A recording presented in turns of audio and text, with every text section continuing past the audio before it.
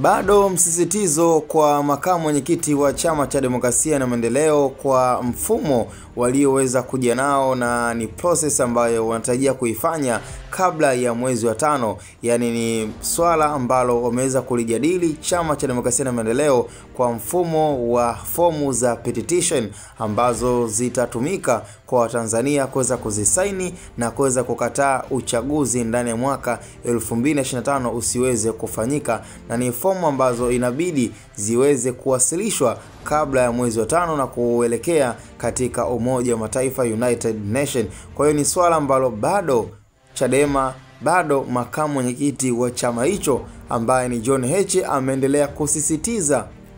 na ameendelea kuhakikisha anahamasisha vyema kabisa wa Tanzania, na ni swala ambalo bila shaka kwa sasa pengine walitamani kuona Tundu Lissu ambaye ndo mwenyekiti, ambaye yeye kama chairman wa kuzungumzia swala hilo, kwa sababu mara ya mwisho ilikuwa ni kwenye sakata la no reform no election. Hakuna mabadiliko ya katiba, hakuna uchaguzi, lakini issue ya kuja na form za petition ni swala ambalo limekuja na watu wamekuwa so excited. Yani ni swala ambalo limekuja kwa tofauti, hakuna aliyetegemea, hakuna ambaye aliwaza na kuamini kwamba kutakuwa na process ya mfumo wa fomu ya petition kutoka kwa Tanzania kukataa uchaguzi usifanyike ndani ya mwaka 2025. Licha kama kuna watu walikuwa wanahoji kwamba je, inaruhusiwa kwa fomu za vyama pinzani kuruhusiwa kwa wananchi kuzuia uchaguzi? Yani ni swala ambalo bado still hatujalipatia ufumbuzi na ukweli kuhusiana na hilo, kwamba je,